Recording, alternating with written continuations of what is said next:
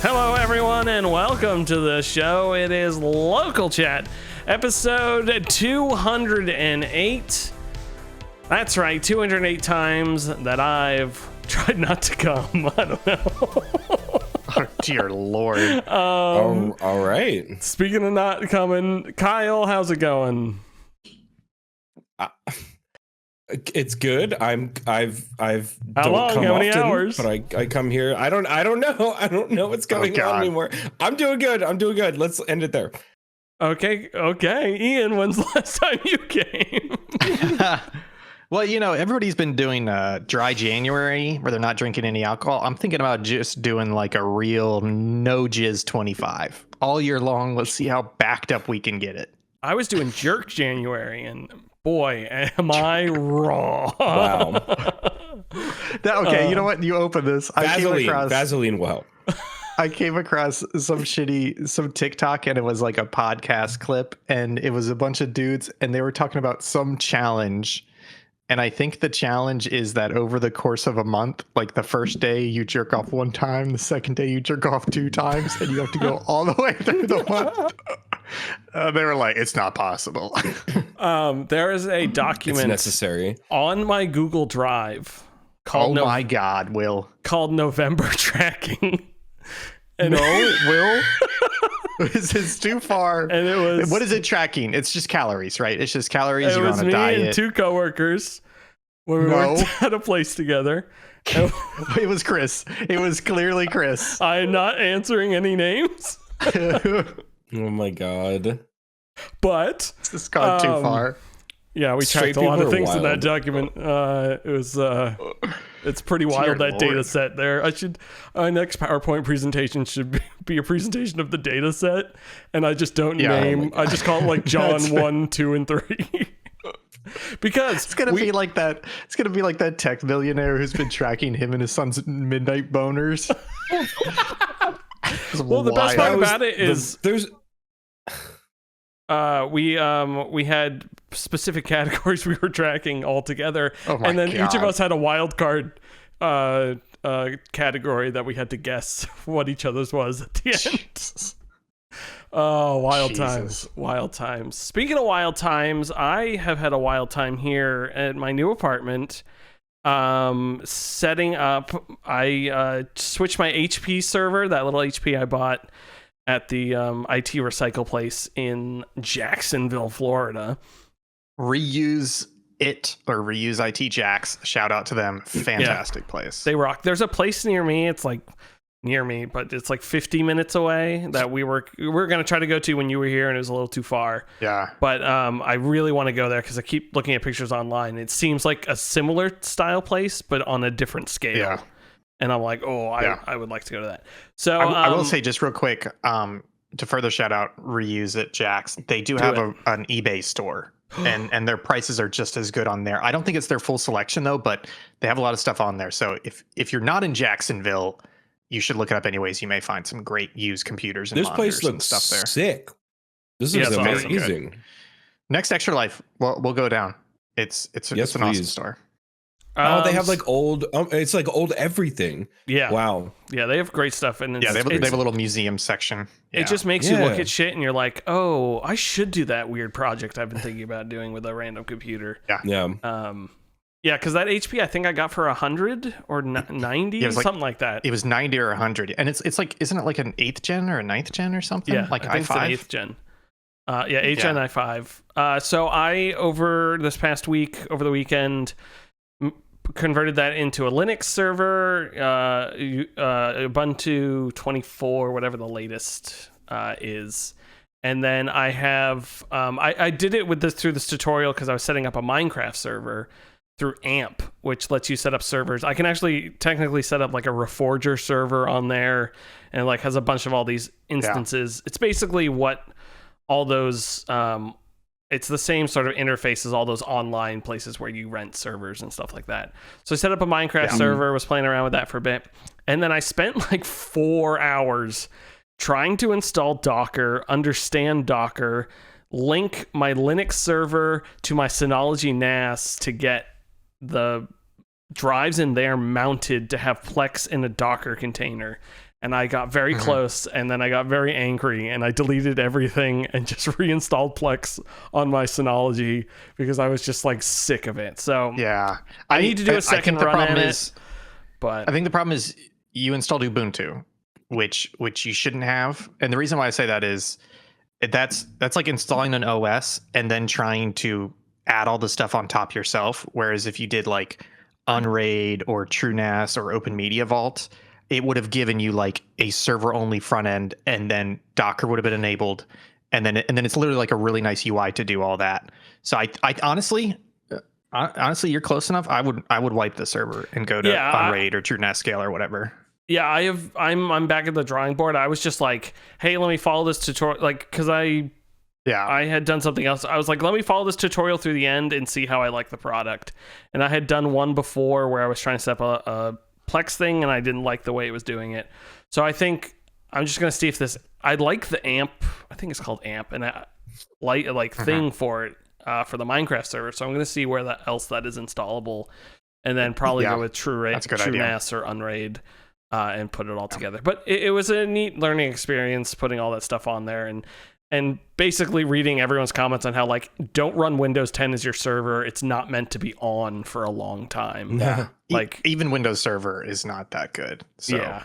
So that's in my new space. I have a closet over here. I've dubbed the server closet that I just shoved everything into. I do think for us techies it's important for us to have at least one, if not preferably multiple bad experiences with Linux to realize that it's all lies. Like, yes, it's more powerful, but the idea of it being easy that anybody can use is absolute fucking bullshit with Linux. Oh, yeah. Yep. But I will say I did yell in this room, fuck yeah, when I successfully mounted a network drive in the command line on the Linux server. And I was just so fucking happy. And then, of course, immediately when it works, it's great. Docker's like, I don't know where this is, bro. And I'm like, fuck you. And deleted everything. So that is also, like you were saying, that is the best part about the server. I installed Windows, installed all that shit for Extra Life, and now I'm just like, okay, there's nothing valuable on here. I'm just going to wipe it all, install Linux, try this Minecraft server thing. And that's like kind of the nice freedom of having a second like PC or a Play PC, so I can just do all this shit to it and have a good time. And it's fun. So I think the plan is figure something out do TrueNAS or something for Plex and the Minecraft server. And then this time I'm going to leave my stuff running on Synology, or at least leave all the files on there. So if I need to do another wipe, I can just quickly transfer the cache files back over to Synology. It can update to the latest, and then I can wipe. Yeah.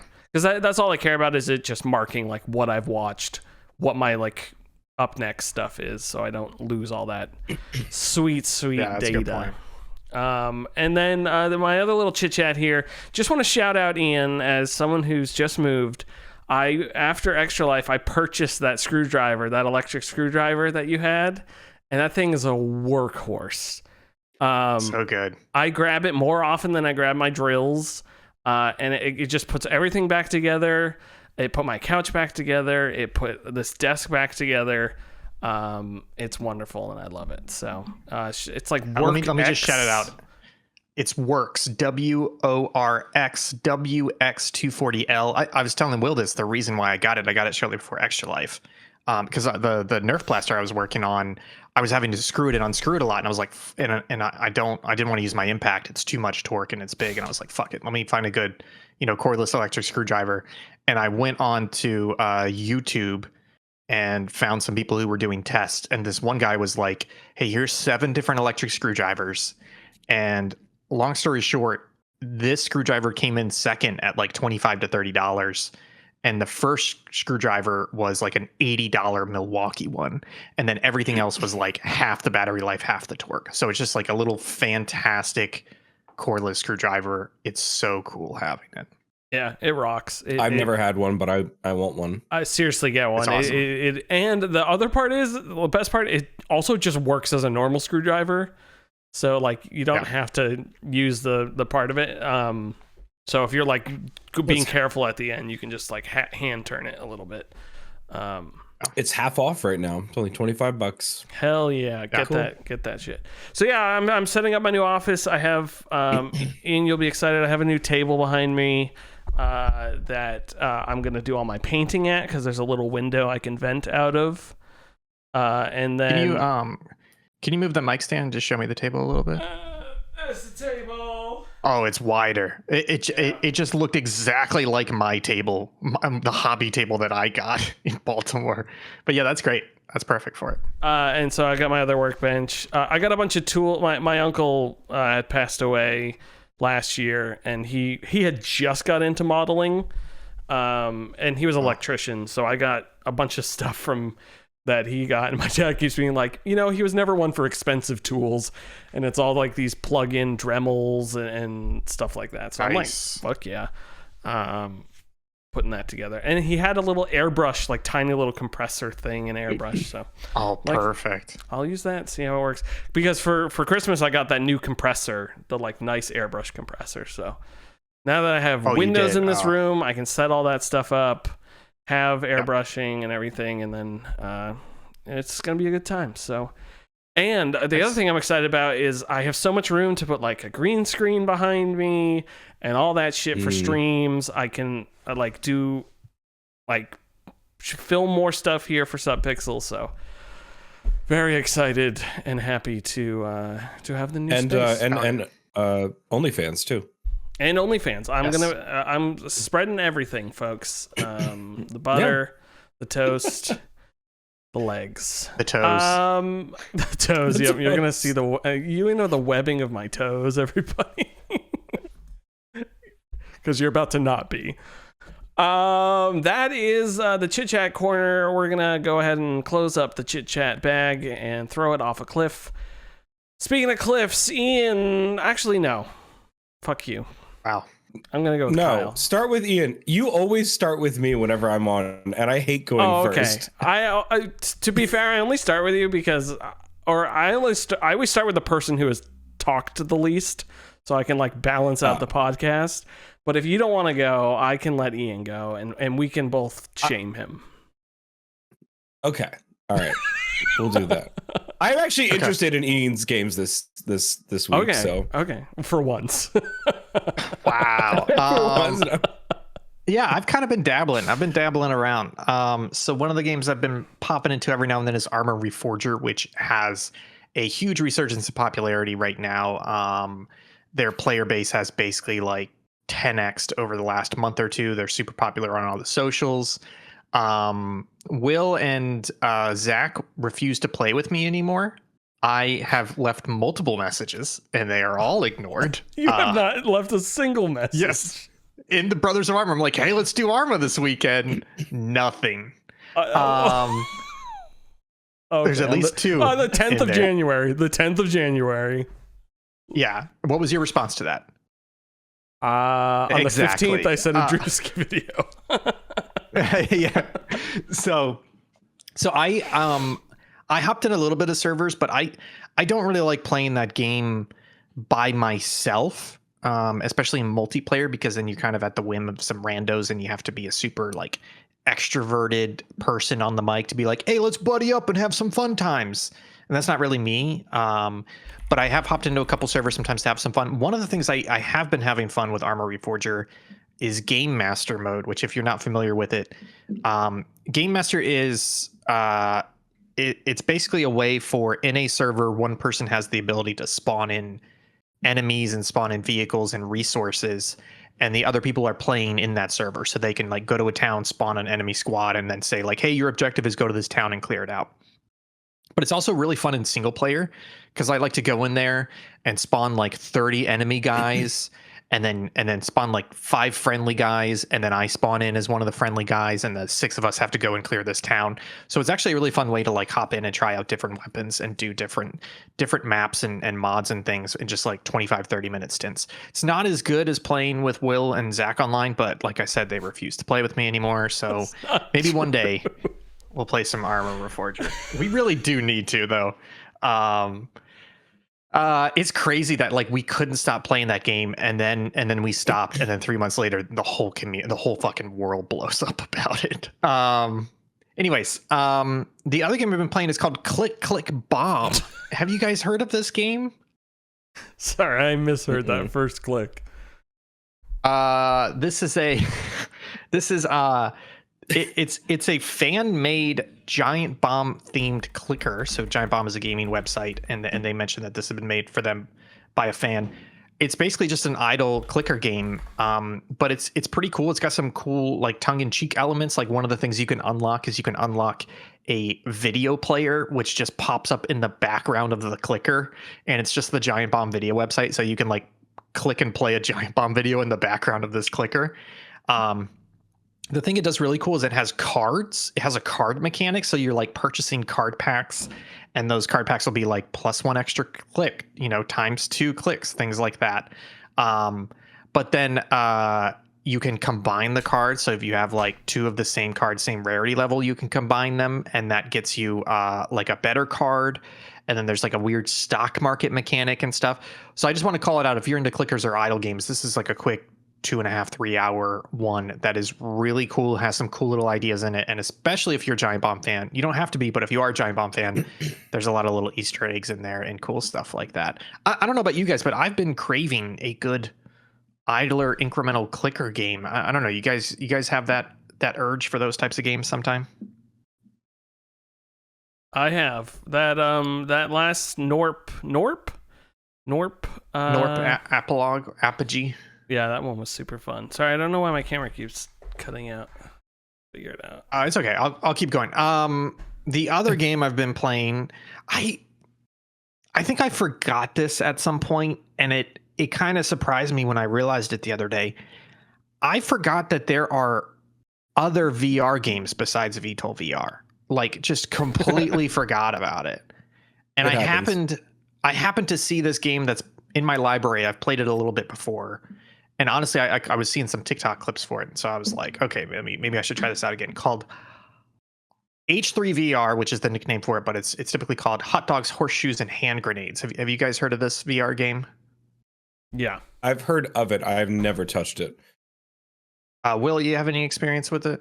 Yeah, I remember watching, I want to say like Achievement Hunter or Funhouse play it years ago, and I'm fairly certain I own it, but I have not played it myself. It's been out a while. I think it's been out since the Vive came out, basically. And the way to describe it is that it's like a shooting range VR game, but it leans into the silly. So you're on the spectrum of like how accurate and how much sandboxy does the VR game get in terms of like, oh, we're going to give you a gun and you hold the gun and you pull the trigger and that shoots it. Like, that's super simplistic, right? H3VR is like, okay, here's an M16. You need to load the magazine. You've got to rack the charging handle. You've got to switch the safety and use the iron sights and stuff like that. But and so it gives you all these weapons and expects you to realistically use them. Like earlier today, I was playing around and I had an MG42, so I had to put the box of ammo on there. I had to flip the cover up, like pull the ammo across, put the cover down, rack the charging handle, and then flip the safety off and fire it. But it also leans into the silly. Like, it's got a lot of silly stuff. It's got a lot of the main NPC enemy of the game are called saucigs, which is just kind of it's just a tongue-in-cheek way of saying sausage because they just look like hot dogs, like human-sized hot dogs wearing body armor. And it just gives you targets to shoot at. And they have a lot of like weird guns that you can spawn. They also have some cool stuff where like you can basically it's not that you can put any attachment on any gun, but they give you a lot of abilities too. So like, I had a pistol and I was like, okay, I'm going to put like a 12-inch barrel extender and then a silencer off of that. And I'm going to put like a laser on it. I'm going to put a giant scope on it. I'm going to put a big stock on it. And like, you could build these like Frankenstein guns and shoot targets with them. And what I've been having fun with is they just released a mode called, I think it's called bullshotting. And it's a bunch of like, it's almost like,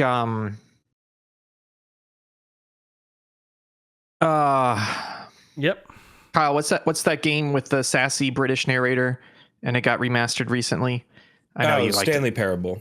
Stanley Parable, yeah. It's almost a little bit like that, where they put you in a room, and they're like, and like each little room is a little tiny challenge in a way. And I'm still at the beginning, but like the first one is like you can shoot, and there's just a gun. You have to pick up the gun, load it, and shoot the target. And then it's like you can miss, and then there's like a blue target and a red target, and you're supposed to hit the blue target. And then there was another one where they were like, look closely, and there's 25 targets, and one of them is different from the other ones. And so you have to shoot the one that's different. And if you mess up, it kicks you back to the previous room, and you have to redo it. And then each time you do it, you're getting a different gun in front of you. So you're having to pick it up, reload it, do it, and shoot it. So it's these cool little challenges. It's a fun little VR game. I mean, it definitely is quirky, wonky. I spent like 15 minutes the other day trying to figure out how to fire the mortar, because it does not tell you how to fire the mortar, and then I had to go watch a YouTube video to tell me how to fire the mortar. Turns out there's like a little selector switch all the way on the bottom that you have to like manipulate, and it could be a little fuddy-duddy, but it's a pretty good VR game. It's definitely in the realm of what we've talked about, what good VR games are, where they're just like, hey, here's a bunch of stuff. You can touch it, you can flip it, you can whip it, you can wreck it, you can shoot it. We're just going to give you all this stuff and all these weird little things, and you can, have fun with it, instead of giving you like a very limited experience, which is like, oh, there's a dinosaur in front of you, or putting you in a room and you can't interact with anything. So it's not a perfect game by any means, but it's definitely in the realm of a good VR game that is fun to load up in and play around in. So recommend it if you guys have any VR headsets. The last game I've played, Will, I believe you've been playing this game as well. It's true. Captain of Industry. I took a long break from it because of moving, and all my free time was not playing video games, but I have been back to it. I was re-expanding my coal factory, and then I just added a secondary I added a new rubber making factory because one of my oil fields ran out of oil. So now I'm importing all my oil. And then I set up another diesel factory to power diesel. I also, I don't think I talked about this last time. My entire island lost power. And I was like, yeah, fuck, how do I get power back? So now I have built in fail-safe diesel generators that kick on if my power goes too low. So I have that. My next thing, just real quick, you can also, when you do the priority on a building, it also prioritizes electricity. So if you're at like 10% electricity, like for me, my problem was I had switched over to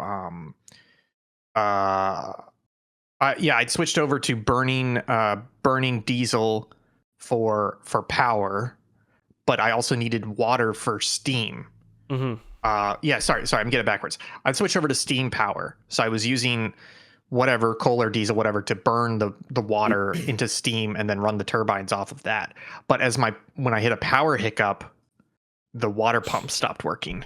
And then it just made it worse and worse and worse. So I had to prioritize my water. So as long as I have a little bit of power, like from the diesel generators, the water will flow and will at least give me enough steam to kickstart the electric back. I set up a reserve tank as well of water with rain collectors. So if the water shuts off, I can reconnect that back to power, and it can keep it running. So yeah, I have all that. My next thing, right before I saved, I want to say 2 days ago, the next thing I need to do is paper, because I need to use paper for something, and I can't remember what. I think it's for vehicle part. No, it's for research 2, research lab equipment 2. Is that what it's called? Or is it 3? No, I think it's 3. Oh, maybe it's 3. One of them needs paper, and I need it to start researching. So I looked at that and I said, finally something to do with all the wood that I have, because I have so much wood and I just need to do something with it. And that's where I saved it. So I need to go back to it. I'm like 29, I think I'm almost 30 hours in. I very much, because you were talking about how fast you got to my point, and I was like, okay, let me actually queue up things in here so it's always researching. So like I'm making a better pace, because I immediately was like, that fucker. Well, I'm at 19.4 hours and I'm still beyond you, because I've unlocked vehicle parts 2, so I have the larger vehicles now. Yeah, I just need. I still don't have glass, and that's what I need to research to get to make. Yeah, the you got to vehicle research parts the too. glass. So I don't know why they did it that way, because I really want to make vehicle parts. It makes sense because then the quartz mine, like I import the quartz mine and immediately turn all that quartz into glass. Yeah, that makes sense. So, but the other thing, I think the reason why I'm ahead of you, and I don't know if you've been doing this, 100% of the time I'm always at 3x speed. I never play it slower than that. There's not really a penalty to doing that because it's pretty forgiving when things start failing. So I'm always at 3x speed.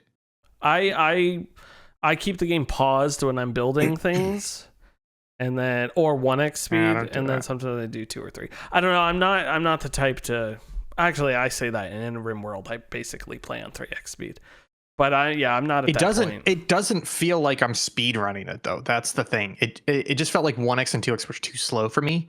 And then when I ramped it up to 3x and left it there was really no penalty because even when things go wrong, you still got plenty of time to fix them, even at 3x. Yeah, I think the other issue is I walk away from my computer a lot, and that's disgusting. I'll walk away and leave it at 1x speed, where like I wouldn't walk away and leave it at 3x speed. Ew. You know? Oh, I want to leave it running while I'm away. I don't want to pause the game. What am I, a gross No, man? I pause it's not an idler. You know, things could go wrong while you're away, buddy. Yeah, but they can't go that wrong. Especially well, at 1x speed. I've had instances where I had set up a mining designation and I'd forgotten about it. And then at some point later, I had run pipes over that mining designation. So essentially, I'll have pipes like running along the foot of a mountain, and then trucks will come along at some point and dig the mountain out, and the pipe will collapse, and it like cuts off all my fuel supply. And I can fix it because it'll ping it as soon as it happens. But if I was away from the computer, like, oh fuck. That's what I'm saying. I'm not walking away for like hours. I'm walking away for like 5 minutes to go get a snack or something. Yeah, just 3x it. That's my recommendation. There's really no penalty to 3x yourself, okay? Grow old and die. I will say, wow. I will say, wow. I have stopped playing the game though, because I hit the point where everything's caught up with me in terms of like you mentioned about power going out, and then it's like, oh, I'm out of water, which is causing the food to go out. Oh, now I'm out of iron. You know, I've kind of hit the point where all my little tiny mistakes have caught up to me, and I'm just kind of like cascading failures. And that's not necessarily a problem because I'm fixing them one by one. But then the problem is I like look further in the tech tree and things, and I'm like, there's not really much more new stuff out there. Like once I got the bigger equipment, it's just like, hey, you want to build a factory with a different recipe now? So I think I'm good for now on the early access phase, and I think I'm going to put it away for about a year and come back after 1.0 when they've probably polished it and added a whole bunch more stuff to it. Still great, still enjoying it, but I unfortunately hit my stopping point for early access. Yeah, I think I'm gonna give it a couple more play sessions, but I'm not gonna push it because I think I'm getting to that point. Like they're close to releasing all the trains and like train stuff, and at this point, I'm like, I could play for another couple months for the trains to come out, or I could stop now and, like you said, in a year, boot it up again and be like. Because that's the type of game if they announce like, hey, we're going 1.0 or we have the big 0.75 or like some huge update, I'd be like, okay, I'm back playing. I can. And they've been updating regularly, you know. So. And like that guy said in the stream, the developer I think does a stream every week and like shows updates, and the updates on Steam blogs have been coming out pretty regularly. So. I know there's like trains in the work and roads and stuff like that. So maybe when they get to that point, because as far as I'm concerned, everything else in that game, like it runs solid, everything interacts pretty solidly, works solidly. You just need to like add more stuff to it.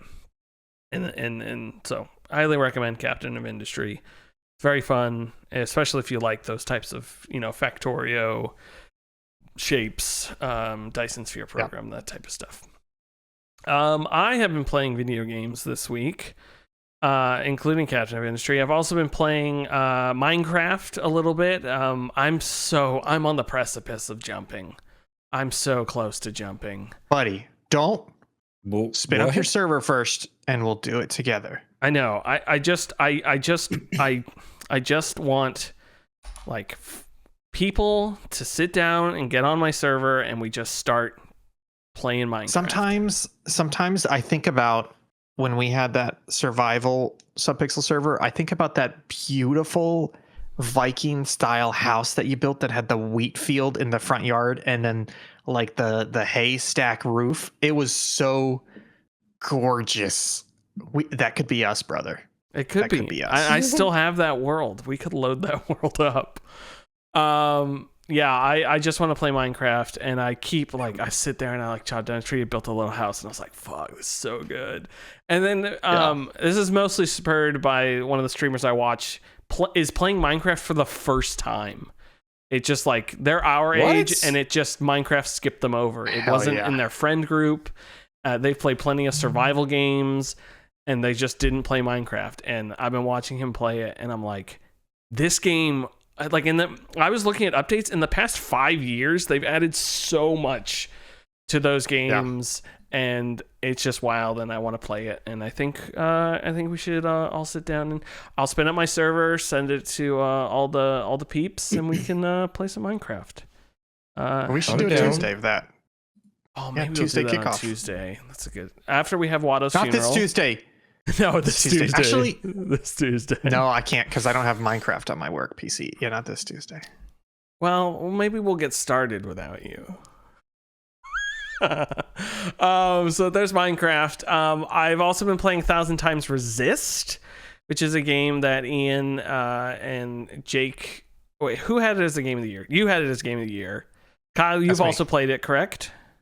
I played like an hour, and that's about it. I haven't gone back to it yet. Jake's finished it as well. I have also played about an hour, and I haven't gone back to it as well. It's good. I like it. I haven't hit the like, whoa, I need to play this game moment in it yet. I'm trying to think of when that is. And it's probably 2.5 hours because it's chunked into chapters. I believe there's 10 chapters. The first hour is like the tutorial, and chapter 1, I think, and chapter 2, I think, is when it really shows its depth. There's been some quote me on chapter 2, but there's like a second part in a way, and there's a second moment away from the main hub world that you run around in that for me was like, oh shit, this game's deep. Like it's got real good writing. You know? Yeah, I've gotten to the point where I no longer think that this shouldn't have been a video game, because there was about like 45 minutes to an hour where I was just like, why? Like this should just be a TV show or a video. Like there's no point. And then there's like the shift where you could get the sort of power, and I'm like, okay, I see it a little bit more. Like why this is letting me do stuff. You're still not wrong though. Yeah, the video game portion of this is very minimal, and that power is in like 10% of the game. Yeah.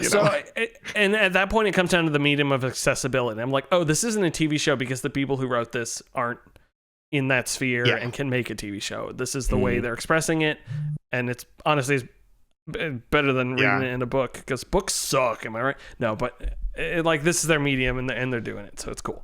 So I need to play that more. I do think if I had to describe this video game in TV show terms, it's a lot like the last 2 episodes of Evangelion. It's got a little bit more story to it, but the way things start to unfold and the tone and how they're like diving into feelings and characters is a lot like the last 2 episodes of Evangelion. I have seen those episodes and I don't remember them. That show peaked in the first episode. Fucking dude. The last 2 episodes are the ones where he's like, it's Shinji in his mind palace basically, and it's just like, what am I supposed to do? And it's like not flashbacks, but like weird visions and conversations and things like that. It's the worst. No, I don't mind Evangelion. I did watch Memories. That Memories was really good. I enjoyed that. And then finally, Tiny Kingdom, which is a game that was on a wishlist spotlight a while ago, and I've talked about. I had the itch.io demo. Is finally out on Steam, so I bought that today. It was like $10, and I've been playing it. It has some mixed reviews, but as far as I can tell in the reviews, it was people who were confused about the RNG of the game, because I don't. It has RNG because it's like a card-based game, but people weren't realizing which the demo made quite clear, and this game tutorial didn't. Although I could see where the confusion was. It's you play certain cards, and those certain cards that you play and upgrade add new cards to your deck. So it's not like you're always. It's not like it's when I earn a card, it's a random card. Most of the time, I'm earning this card because the lumber mill says I get that card. It's not like an RNG thing. So I think people are a little confused in the reviews there. But it is very fun and a good game, Tiny Kingdom. If you like little kingdom builders, run-based card games, I highly recommend it. There's also a demo if you want to check out the demo. It is fun. And those are the games I've been playing. Kyle, I heard you are getting that crisp Californian air on Callout, and by California I mean Oregon and Washington, because I'm just remembering where this game takes place. I saw the first word and then I didn't want to say the ocean. You were close. Inhale that LA smoke, Kyle, because you're playing. There is Pacific Drive. There we go. There's quite a bit of radiation. Maybe that's what you're referring to. Hell yeah. But yeah, so this was on my game of the year list, and it was a game that I played around the time when it came out. I think it came out middle of 2024. I can't actually remember. And I really liked it, and it just sort of stayed with me. But I didn't get to spend as much time with it as I wanted to. Like, I really wanted to kind of dive in and find out what I could find that I missed the first time around. So I restarted a couple days ago, a new campaign, and it's funny how much you like forget about certain games of just like, oh yeah, it's this kind of an experience. Like, I had forgotten just completely how meticulous it is in a good way, where it's like, oh, well, you're driving a car, you want to refill your car, you have to put it in park, you have to turn it off, you have to open the door, you have to walk around and open up the filler cap, you have to get the nozzle, like all, like it's very much like you have to do everything in the order that you need to do it. But there's kind of a beauty in that, and then also the world that it's set in is, you know, very much the Pacific Northwest. It's sort of like Oregon, Washington sort of vibes, but filled with it's kind of like Stalker, where it's filled with these alien anomalies that just happen, where it's like, oh, there's suddenly something chasing me, or there's like a meteor shower, or there's all this, like, it's kind of hard to describe without spoiling some of the stuff that happens inside of it. But you're outside of an exclusion zone at the beginning, and you're kind of like a delivery driver. Something happens and pulls you in, and then suddenly you're on the other side of the zone, and you don't know what exactly happened. And your car has been pulled apart. It's just like floating around you in pieces. And there's this sort of green wall of energy coming towards you. So you're just kind of booking it.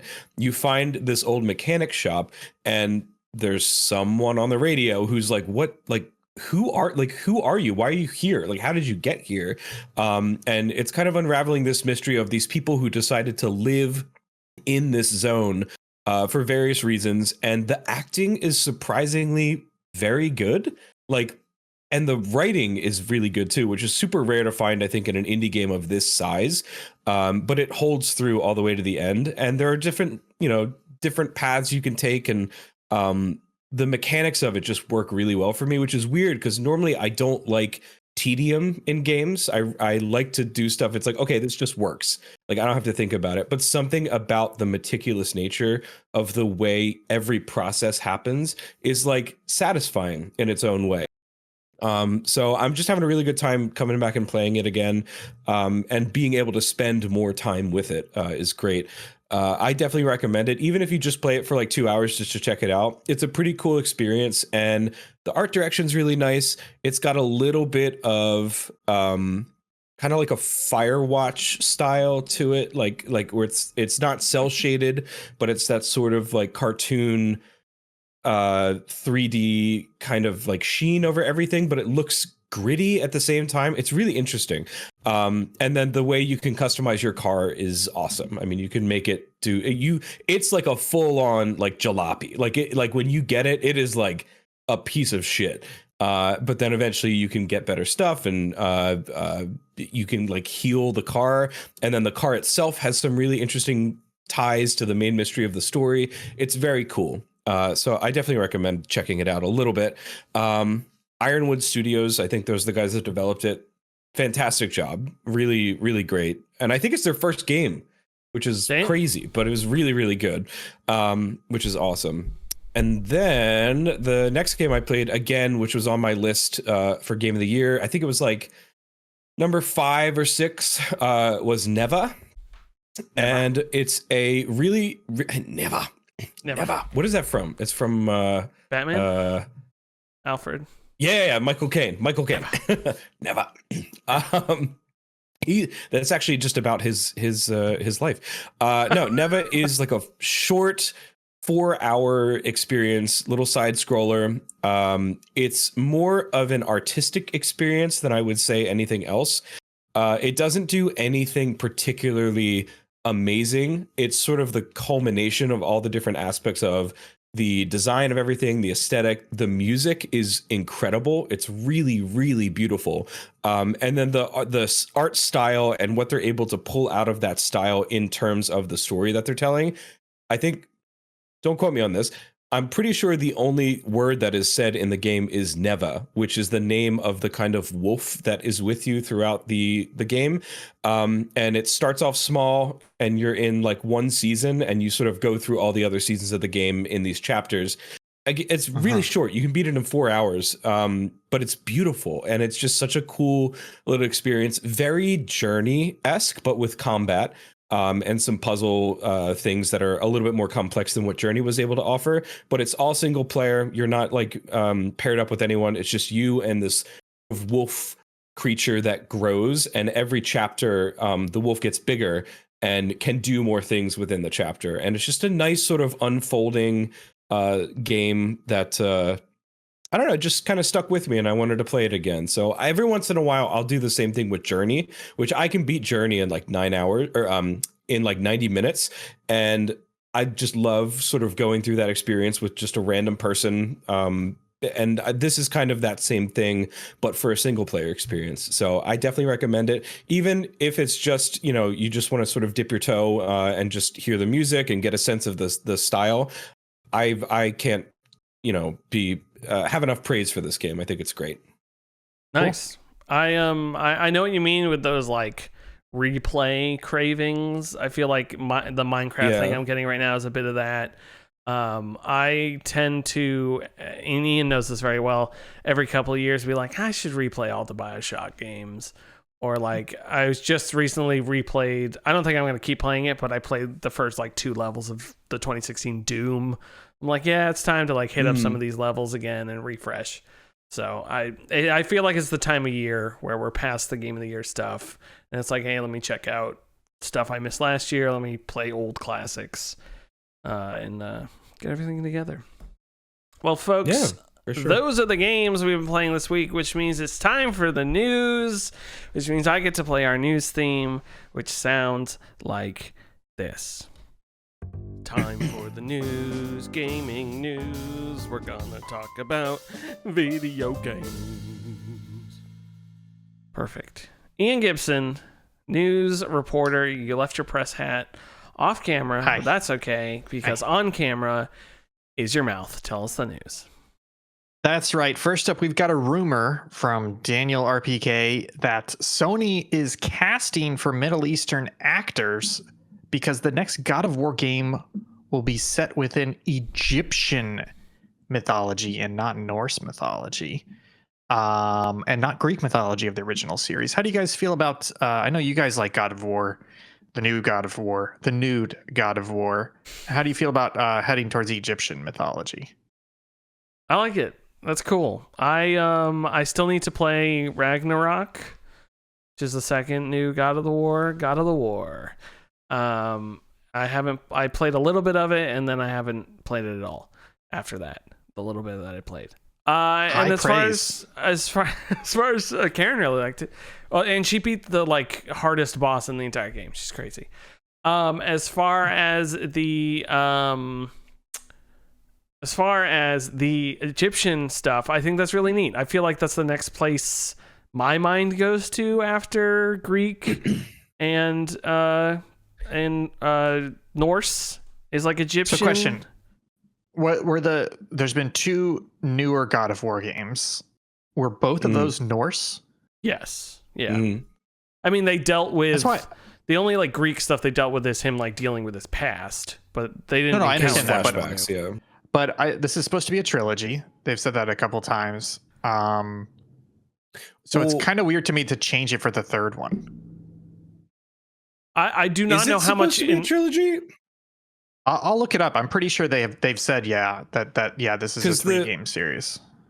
I was under the impression that after no spoilers, but the way Ragnarok ends is pretty definitive as far as like ending the story of like what they're doing within the first game and the second game. Like it's a kind of closed loop sort of thing. I'm pretty sure Corey Balrog, is he still there or is he gone? Like he was like the game director for, but he didn't direct 2, I don't think. I think he was lead producer. Yeah, he's still there. Yeah. Okay. Well, that's interesting because I don't know where they would take it other than like one single little tiny thread at the end of Ragnarok. I love that the first new God of War game. I had serious problems with Ragnarok. Like the story is specifically with the writing of the story, like really did not, I don't like the way that they ended it. So that's interesting. I do think Egyptian mythology is cool. I do worry that like Sony's just going to use this as a vehicle to be like Kratos is just going to kill all the different types of gods in every culture. Like he's just going to it's going to be the Assassin's Creed of like, we're just going to use this as a vehicle to explore different cultures. Which is fine, but it's just like, I don't know if it can hold up over time to that sort of publishing sort of consistency. I don't know. Will, I'd be interested to see when you beat Ragnarok, what you think about it, because I had some like serious issues with it. Yeah, I need to get around to it. I was literally thinking about it pre-move. I was like, oh, I should play that because I finished up Indiana Jones and then I finished up something else. And I was like, okay, it's time to start like the next game. And so I was really considering it, and I eventually will. But yeah, I'm just trying to think of the other pantheons. Like, and I feel like you couldn't do Roman because that's way too close to Greek. It's sort of a cop out. Egyptian makes sense. You could do like Hindu. Yeah, I was almost like thinking some of the. That'd be pretty insane doing Hindu or like African gods would be cool. Like that would be neat. Other, like not Egyptian specifically, but like Maori, Polynesian, like those types. That would be awesome. Like the Moana, like those types of gods would be really cool. I was thinking you could do like I don't know much about like Buddhist and Asian and like Chinese gods and stuff like that, but you could do some neat stuff with like the dragons and like all that sort of shit would be really cool. And also I feel like that soundtrack would be killer because it would just be that like that whatever that instrument is that is in like all Asian music in movies and stuff. Like I feel like you could rip and tear a delicious God of War with that type of music. Like the same way the like ho ho like does the Norse one really well. You could do like an Asian one with that and just shred with that. So I think that's neat. But Egyptians a safe bet. People know Egyptian gods. It's kind of the next thing after all that. And honestly, I'm more surprised if there wasn't sort of that resurgence of Norse mythology. I feel like Egyptian would have been second before Norse. Have either of you watched the new Castlevania Nocturne season that just finished up? Because they deal heavily with the Egyptian gods, and it's great. It's so good. So I'm fully down for them to kind of like do the God of War version of that. I just worry about the series as a whole. Like it just doesn't make sense for me for it to be a trilogy the way that they ended things in the second one. So we'll see. Yeah.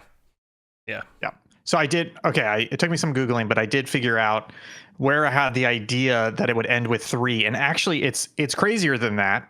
So this is from September of 2021. Cory Barlog, in a series of interviews, basically said that God of War is ending its Norse story with Ragnarok, that it is a 2-game story, that they're not going to do a 3rd game in this series, which leads to the question of, I don't think they've actually confirmed a God of War 3 either. So that's what I remember hearing, was him saying it was over. And I was like, well, maybe he changed his mind, but I don't know. Yeah. So I don't know. I don't like these games. So do whatever you want. That's my opinion. Yeah. Yeah. I think, it'll be fun. I feel like we've already had a perfect like adaptation and like flexing of Egyptian mythology with a different story, and it's called Stargate. All right. Have you heard of the Goa'uld? Okay. That's also Norse mythology. Still have never seen the movie. The movie's good. It's a good little bite size, and then the series actually does a fantastic job of just being like, we're gonna pick up right from the movie and just keep expanding things and expanding the universe, and you're like, this is fucking cool. We watched. Is it Stargate Universe, the one where they're on the ship? Yeah, I love Universe. Universe. It's good. We watched that in college, and I was like, "This is really good," but it was the only Stargate thing I've ever seen. So the Universe episode, I would just where with the Universe episode, go ahead. Where they like, hey, no spoilers. I have not seen it yet. Oh fuck. Okay, I won't spoil it then. There's a Universe episode that's just so deliciously good. I should rewatch Universe. I really like Universe. They also ended it in a perfect place where they could, for a long time they could have just started it up again. And they're trying to. They keep trying to do a new Stargate series, but it's just not working. I feel like that doesn't Amazon own that? Why don't they just? Yes, I forget. Yeah, they've tried to. I think they did like a 2-episode web series a couple of years ago that fell flat. But Kyle, I would recommend watch the Stargate movie. And that gives you enough of what they're doing. And if that gets you peaked, then just start watching the Stargate show with episode 1. It's good. And then just take it as long as you want to. All right, moving on. Gentlemen, we've got some EA BioWare drama. So essentially, Dragon Age Veilguard sales have been disappointing, according to Electronic Arts. Apologies, I don't have the actual sales figures in front of me. My understanding is the sales figures are not that bad. It's just EA saying not good enough. And so what happened is that BioWare put out an announcement saying, hey, some of the people who are working at BioWare today have actually been working on other projects at Electronic Arts, and now they're going to go work at those other projects permanently. And we're going to start full-time production on the new Mass Effect, and it's going to be with a smaller team. I don't think there were any actual layoffs at BioWare, but basically BioWare is now a smaller studio, largely because of the EA not being pleased with the sales of Veilguard, and a chunk of people who want to work at BioWare and were working at BioWare have now been forced to other EA projects. And then, hey, gentlemen, I know you're ready with your hot takes, but we did get a little bit. We got a little bit of clarification here from the EA boss Andrew Wilson. Can I read this quote to you? It's a big long quote. Go for it. Yes. Let's see if you can. Let's see if you can read in between the lines here. This is from Andrew Wilson. Quote, in order to break out beyond the core audience, games need to directly connect to the evolving demand of players who increasingly seek shared world features and deeper engagement alongside high-quality narratives in this beloved category, Wilson said. Dragon Age had a high-quality launch and was well-reviewed by critics and those who played. However, it did not resonate with a broad enough audience in this highly competitive market. Gentlemen, what does that sound like to you? Sounds like he wants a live service game. Yeah. Sounds like he's saying it should have been the live service game. What a fucking asshole. Like, Concord just happened. Sony's doing the right thing. They're canceling all their live service projects because they're dying, or they never got off the floor. Okay, I'm assuming none of us have tried Dragon Age. None of us played Dragon Age Veilguard, correct? No. Have any of us played previous Dragon Age games? No. Yes. Okay, I've played a little of Origins, a little of Inquisition. Kyle? Same. If More of Inquisition than Origins, but yeah. If the Veilguard came out as a live service game, it was a live service game, and it came out and it got the same reviews it got, which were pretty okay, 8s, 7s, 8s, I think. Yeah. Would you It's a solid game. Would you have purchased it instead of not purchasing it, as we have all done? No, I would have been more inclined not to purchase. Okay, same. Yeah. I think it would have done worse. Especially with the behind the scenes rumors that this started out as a live service game and they had to rework it and pull a lot of that out to deliver the single player experience we have today. It is it infuriates me to see the boss of EA come out here and say, hey, this game didn't do well and it's because it wasn't a live service game. It's like, number one, the game sold fine, right? It doesn't have to be a blockbuster to meet your crazy metrics as the publisher. And number two, read the fucking writing on the wall, my dude. Like, live service games are not where it's at right now. There's too damn many of them, and it's too hard to make them actually work. Like, unless you want to spend $400 million like Sony did on Concord, don't chase that rabbit, buddy. What a fucking idiot. And I can't believe he's the fucking EA CEO saying this dumb shit. That actually makes perfect sense that he's the CEO of EA saying that. It's just, I don't understand. The Sony thing is like, how can you look at Sony and be like, our direct competitor is doing the opposite of what I'm saying we should do. Why are they doing that? I wonder, you know what? Let's just ignore it. Let's just keep doing what I think we should do. Yeah. If you said this a year ago, I'd be like, oh, okay, dude, that's your opinion. I disagree. But this is like, no, there's lots of evidence that this is not going to work for you. And he wants to go that way anyways. I hate to say it because you've brutally hurt them, Ian. But not only Concord last year, but also the Suicide Squad game. So yes, that's right. Two huge profile games. Probably $1 billion in dev and marketing spend between the two of those down the drain. And I mean, seemingly, Dragon Age: The Veilguard did better than both those games, for sure. Oh, I guarantee it. Critically? Yeah. Critically, for sure. I don't know sales-wise, maybe. Sales, 1.5 million. 1.5 million copies in the first quarter. So that's about a month ago. And you know what? That's solid. That's solid for a game. I don't know what their budget was. It's probably not fitting their budget. But if you sell a game, 1.5 million copies. More expensive. Yeah. But 1.5 million for a game being sold, especially an RPG like this, that's fine in this market. That's totally fine. I have a feeling, because it's BioWare, they've been working on this game for like 6 years, 7 years at this point, and it's changed a lot. So production cost for, the title of Dragon Age Veilguard are probably like, I would be surprised if it's not more than like 300 million, like something crazy. Because it's not like a triple. Is Dragon Age like a AAA series? Yeah. I guess. Yeah. I guess when I'm thinking AAA now, I'm thinking of like Spider-Man 2, where the production budget for that was like $600 million. I don't think they would have spent that much on development for a BioWare game unless it was Mass Effect. But like, I actually don't think that those sales numbers are that good. Like, they're like, from EA's standpoint, like, I could see why they're disappointed. But I think you're right. If you look at it in numbers terms and you say we spent this much on the game and this is how much it's sold, I think again, I don't think you're wrong there. But my pushback on that entire trend of thinking is, number one, they spent that much money because they had to rework the game so much, right? It was mismanagement. That game did not cost $200 million to make. It took them $200 million to finally push it out the door, basically. And the other thing is, I think for an RPG, for a fantasy RPG game in a series like that, I think 1.5 million is acceptable.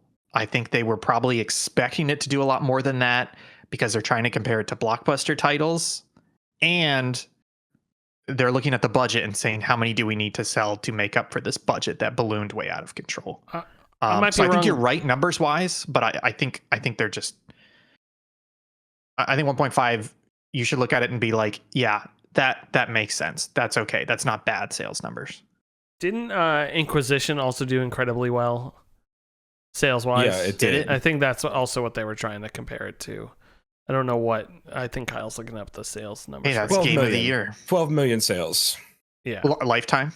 To be fair, Yeah. this is 1.5 million over 3 months, or however long it's been since it came out. Yeah. So it's one, you know,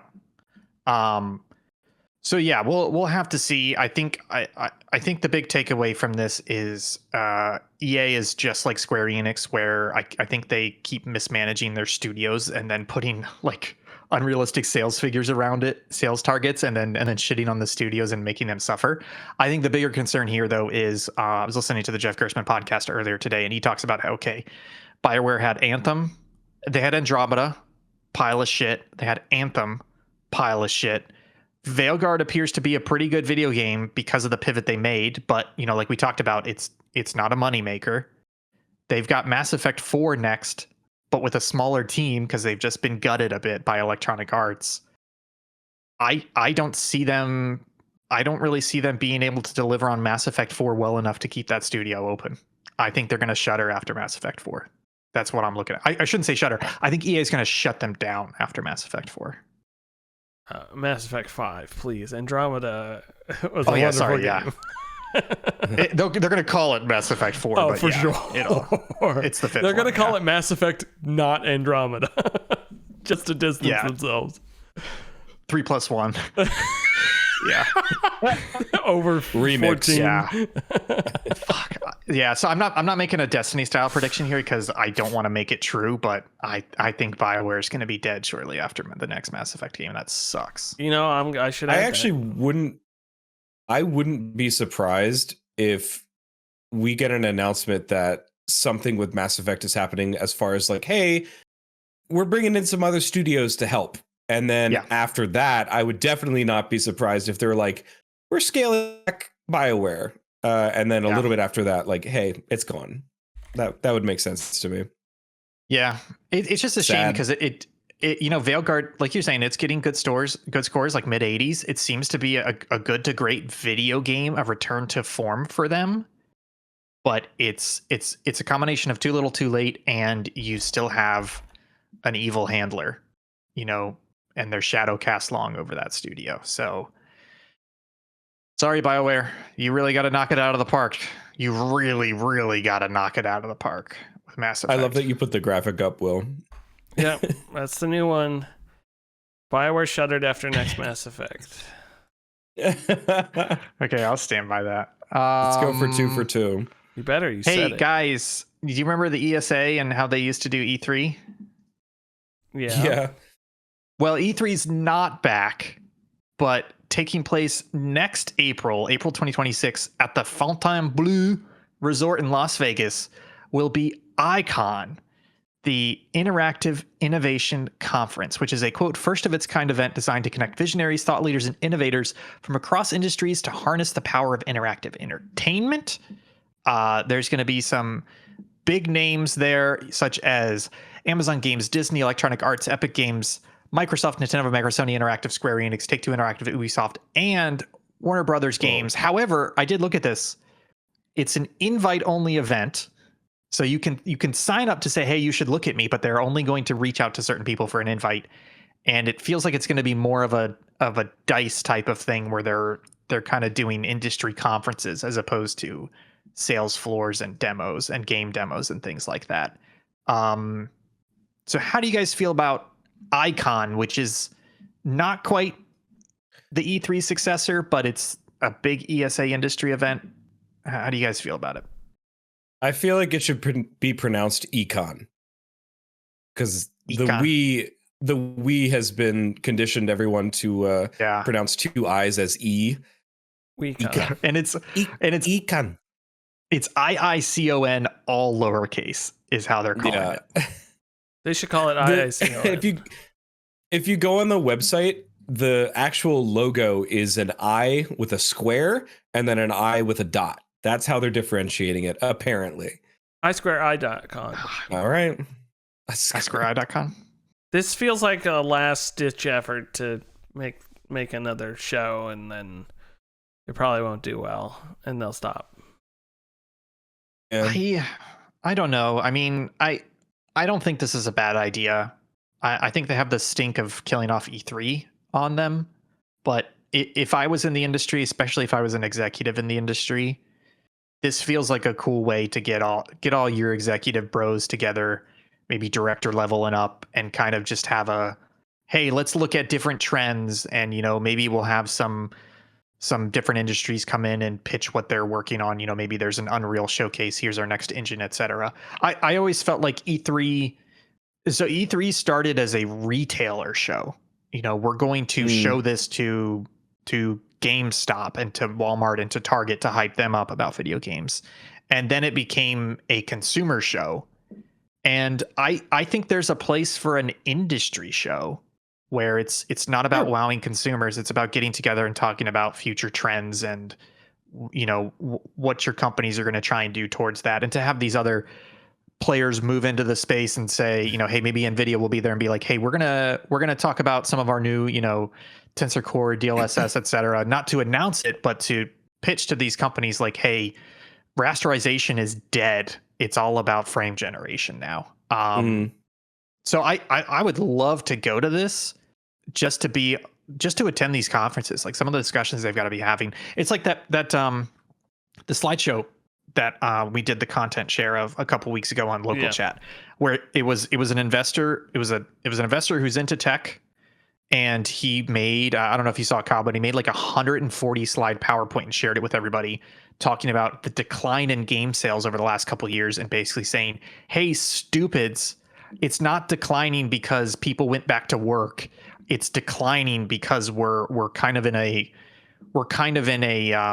doldrums in the video game industry, where all these big things like free to play, battle royale, handhelds, etc., are slowing down, and there's not enough new hip stuff to replace it." And he had all these charts with numbers saying like, hey, movie sales peaked during COVID and they're still up. Book sales peaked during COVID and they're still up.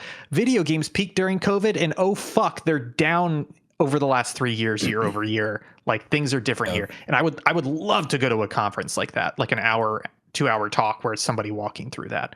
So that's why I think this could be. I think this could be a cool conference. It's just it's not for us because we're not in the industry, but I like this idea, honestly. We'll sign up and pretend. We'll just pretend. The Subpixel name goes far. It holds a lot of weight in the industry. It's true. Yeah, I mean, I would definitely be interested in going to something like this. When I worked at my previous employer, which will be unnamed, before they laid me off. GameStop. I went to it was GameStop. Sorry, damn it. It was EB Games. No, I went to a marketing conference, like a legit like inbound marketing conference in Boston, and it was the first time I'd ever actually been sent for work to go to something like that. And the majority of the workshops and speakers that you could listen to and stuff that you could participate in was stuff exactly like this, only for like corporate marketing, which is just the fucking worst. But I feel like just being able to be in the room with the people who are like actually there to come up with the next big thing as far as the trend in the industry would be really interesting to even just observe, like just to be a fly on the wall. Also, I don't know why I just keep thinking of what is that like stupid billionaires club that's sort of culty that people go to, that's like they say that they like drink Bohemian blood Grove. Whatever that is. Mensa. I'm getting like that kind of vibes from like That's what I was thinking too. Yeah. Mar-a-Lago. But that's it. It's actually going to be hosted at Mar-a-Lago next year. But yeah, I think Davos is like the public Davos. one. That's the one Bohemian Grove is the culty one. Yeah. So what to see how this is. I was a little confused though, because they keep talking about April, and it wasn't until I clicked on the article a couple minutes ago and actually looked at it. It's April of next year. I thought they were announcing this for 2 months from now. Oh my god. Which is close, but at the same time they're announcing it 14 months ahead of time, which feels like a lot. They want to make sure they can fill up all the rooms in the, how do you pronounce it? Fontainebleau. It's Vegas. It's Vegas, so it's probably Fontainebleau. Fontainebleau. It probably is. Yeah.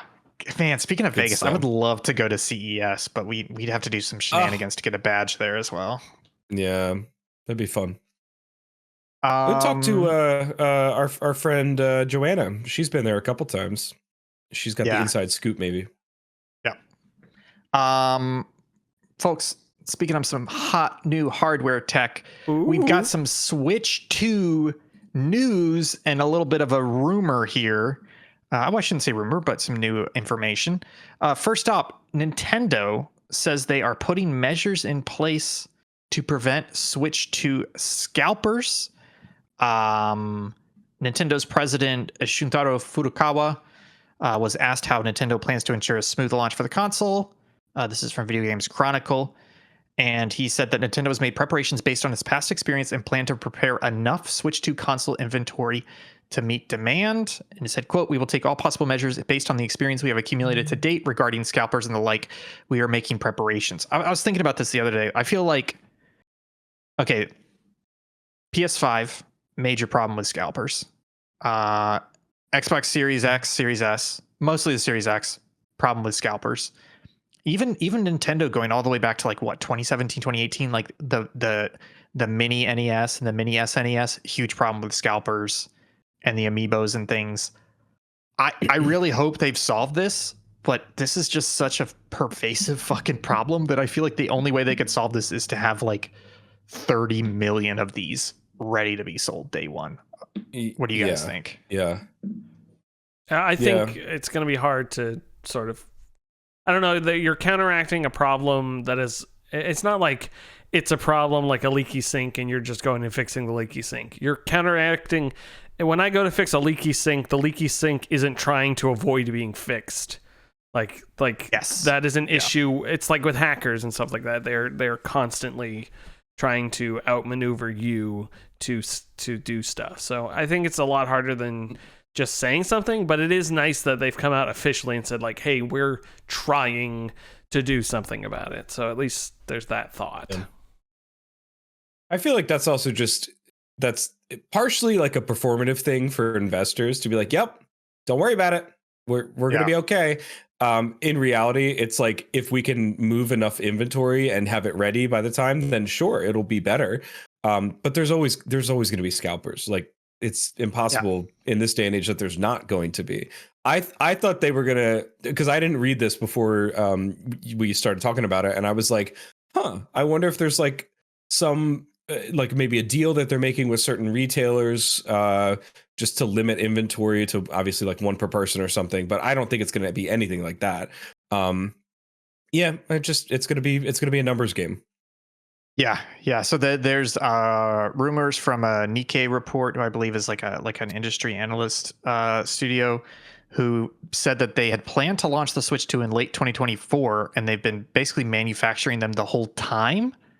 But one of the decisions they made to delay the console was that they wanted enough inventory at launch. So I think that's one of the measures they hint at, is just having a shitload of these hit stores on day one ready to go. I think another thing they could do is something that Sony did with the PlayStation 5 Pro, where they had an initial pre-sale period, and there were certain criteria. I can't remember exactly, but it was like you had to have an active PlayStation account for the past year and at least like 10 hours of playtime on that account. So there were certain protection measures in place to make sure like only valid consumers of Nintendo. And I could totally see the same thing, like, hey, you have to have an eShop account and you had to have made at least like 3 purchases in beyond the past 12 months. Just put protections in place to prevent somebody from setting up an account today and qualifying. So I again, totally a tough problem to solve, like you're saying, Will. I'm glad that the manufacturers are actually addressing it as a challenging problem that needs to be solved, instead of just saying like, oh, we're making them as much as we can, and not really changing their manufacturing. I will say it's interesting, at the bottom of the article, they shout out that the Switch so far has sold 150 million units life to date. Insane. And it's the next one has to cross. It is in third place, third to 154 million for the Nintendo DS and 160 million for the PlayStation 2.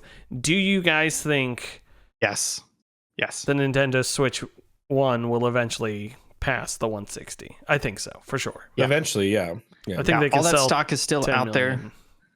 Yeah, and I think the other problem is, so Patrick Klepek has some side venture he's doing through Substack, I think, where he talks about gaming as a parent and his kids who game.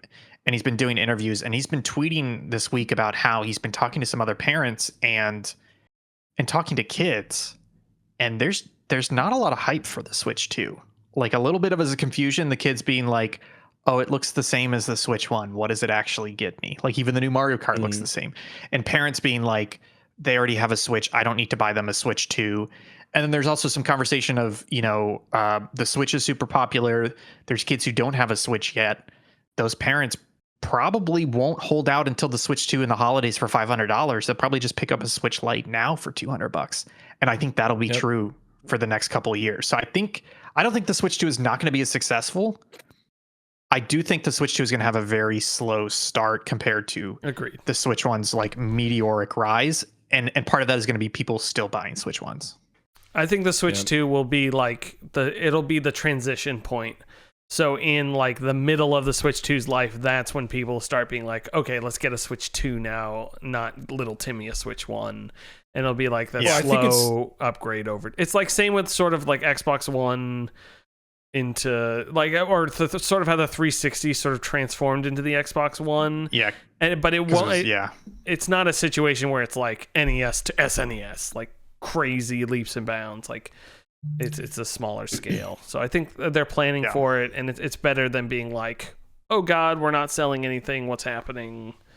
Craziness. So. Yeah. Kyle, you were going to say something? No, I was just saying, I mean, there's no way that when the Switch 2 comes out, they're not still going to do cross-platform stuff between the original Switch and the Switch 2 as far as games are concerned. But I think that point that Will's talking about, that halfway point, is going to be like the cutoff for like, hey, these games that we're releasing like 3 years into the Switch 2, like they're not for the Switch 1. Like they're only going to be for the original or the Switch 2. And I think that is going to be the point where people are like, okay, well, now we can pick it up. We've gotten, when did the Switch come out? How long has the Switch been around? Like we've gotten like around, like 10 years of a console. It's time to upgrade now, but we're not quite there yet. That's what I think. Yeah. So continuing on the Switch 2 news, Nintendo did file a bunch of patents recently, and we got a bunch of drawings from them. And these drawings appear to show a Joy-Con and various parts of that Joy-Con, but also how it could be used as a mouse. So to catch you up on the rumors, if you're not aware, there were rumors before the Switch 2 announcement that the Joy-Cons could also be used as a mouse. Some of the images purportedly showed an optical sensor in the middle of the Joy-Con along the attachment edge.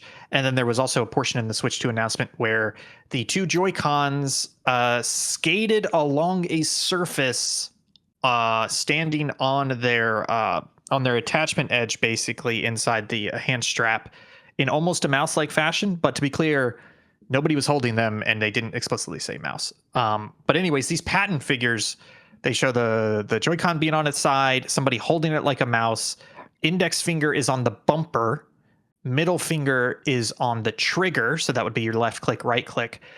However, your thumb is on the analog stick. That's more than a normal fucking mouse. That's a mouse with a right click, left click, and an analog stick. What do you guys think about that? Scrolling?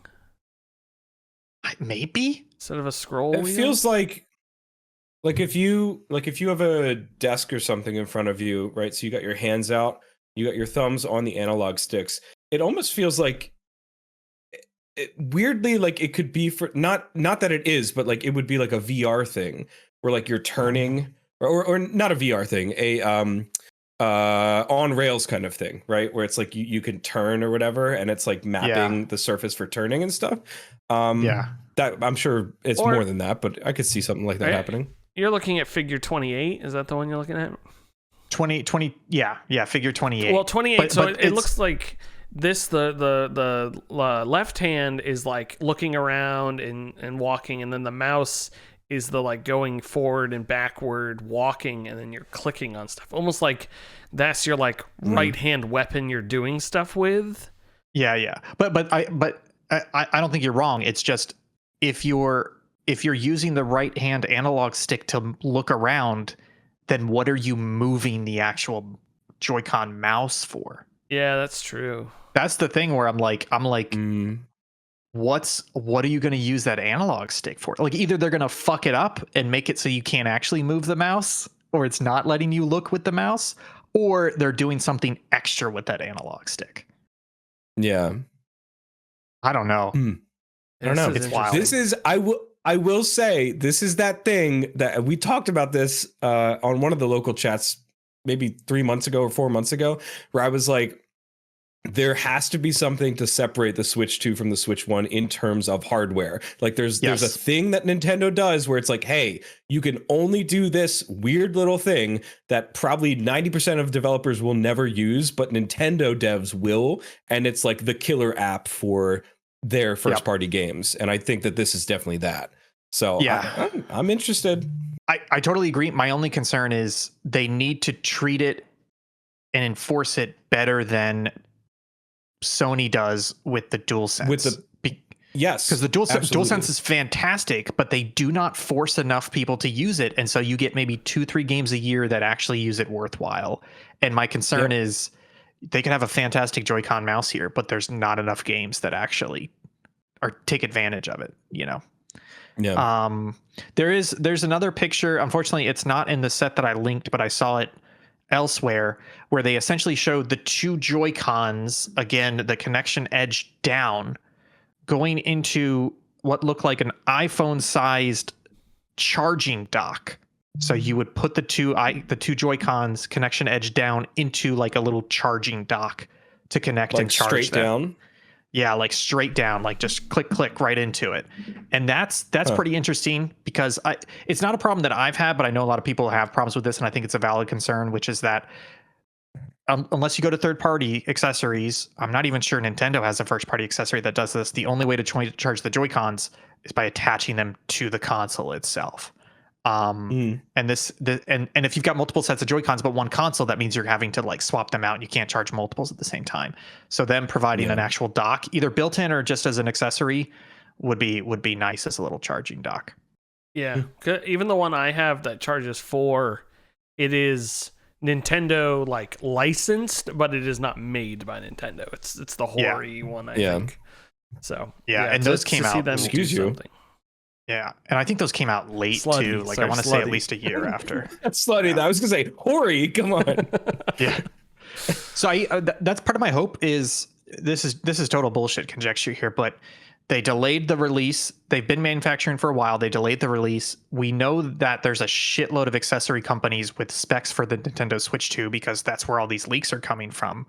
My hope is that day one they actually have a lot of really cool, really good third-party accessories for this, which was pretty much lacking for the Switch 1. There was like 2 or 3 available cases for the Switch 1 at launch, and that was pretty much it. So yeah, I'm excited for the Switch 2. Do we know anyone who got into that experience, the Switch 2 experience? I've not heard anyone getting it. I didn't even see journalists saying they got into it. That's what I was saying. Like there was no one on my Twitter feed or like any like Blue Sky. Like I got in. Yeah. It was just like gone.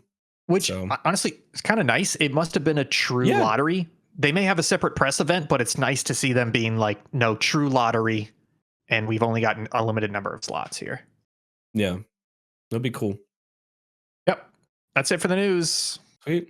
That's the news, which means it's time for content call out. Ian, tell us all about the Video Game History Foundation. Will, have you heard about this? I have not looked into it yet, but have you heard about this? Same thing. I've heard about it, and I have not looked into it yet, because I know I will be falling down a rabbit hole. You could do this on Tuesday. Sorry, folks, we're talking in the corner over here. Let's get in front of the mic again. The Video Game History Foundation has finally made available its digital library. It's a huge library of all these scans of video game content, including promotional artwork and more than 1,500 out-of-print magazines. It's just a huge amount of content that they've scanned in high res and made available in a catalog similar to how Internet Archive does it. And it was so cool to see this, because I follow a lot of video game journalists, and it was great to see them. Like Dan Reichert had a bunch of stuff in Old Game Informer, and it was funny because he's been having arguments about what's a mainline game and what is not a mainline game. And because of this, as soon as this went up there, he immediately went and found an interview he did with Miyamoto in like the mid 2000s that agrees with his opinion. And he's like, see, I told you, I interviewed Miyamoto. Here's his answer, you know, and then like Gersman looking stuff up. And then even people like Alex Navarro and Vinny Caravella, who never published in a magazine, but are finding like weird little hints to them. You know, like there's some article that a friend of theirs wrote where they get referenced. So it's cool to see so many people dive into this. I'm excited to look at all the different artwork and stuff. I feel like there's something we got to do with that, whether it's like repurposing it for stream backgrounds or throwing it on the monitor back here. Like there's so much cool stuff we could do. Yeah, there's something in there about like a sort of reviewing a game, like finding game reviews and sorry, I'm allergic to bad ideas, so let me think of a different idea. No, but like going through one of these review magazines being like, oh, that sounds like when I used to get magazines from Video Game History Foundation, I would go to the reviews and be like, oh, I've never heard of this game, it's a solid 7. Pull it up and play it live. Yeah, exactly. Yeah, that could be a lot of fun. Very It's cool. awesome. I'm looking through an old so this is a thing I was looking for forever ago, which they have retailer magazines. What are those called? Like with all the prices inside that would come in the mail. Oh, like flyers and things. Flyers and stuff. So I'm like looking here, like here's all the like PlayStation stuff. We can get Jack and Daxter, the precursor, for $40. Let's get a PlayStation 2 for $200. Hot Shots Golf, like oh my god, we could do like a not a Price is Right, but almost like a supermarket spree type thing, but it's almost a bit of a competition where it's like, here's the flyer, you have $150, each person has to make a cart, and then we judge who has the best cart from this flyer. Yeah, that's awesome. Do you want a PlayStation 2 mobile monitor? That's awesome. Yes. I had one of those. Damn, they were 5.4 inches, 150. It's a steal. Yeah, this is really neat. I'm gonna be spending some quality time on here for sure. I'm putting that supermarket sweep idea on the. Yeah, that's a good one. It's a good one. Oh man, PlayStation 2 racing wheel for Grand Theft Auto 2. What? Oh, here's a guide to ESRB ratings. That's hilarious. That's awesome. This is very cool. Great. Well, let me that's the show. Let me hit the button and we can get out of here. We go. Folks, thank you so much for tuning in and watching. Quick shout out to the guy in chat who popped in, insulted all of us, asked if we read chat, and then left. It's very kind of you. Yeah. Shout out to Kyle for being here this week, last minute. I'm sorry your plans got canceled, but I'm glad you could be here and chat with us for the evening. If Kyle has frozen, I think. Oh no, you're just not moving. I'm here. That was terrifying. Just looking at my phone. It's way over here. You were so still. Holy cow. Ian Gibson, thank you for being here as well. I was your host, Will Crosby. We'll be back this Saturday night at 7 p.m. Eastern with Dorcas Dungeon. Jake and I will be playing that. That'll be super fun. And then next week we've got Tuesday where we have some ideas that we're going to do, and local chat as well next Thursday. We'll see you then. Bye. Bye.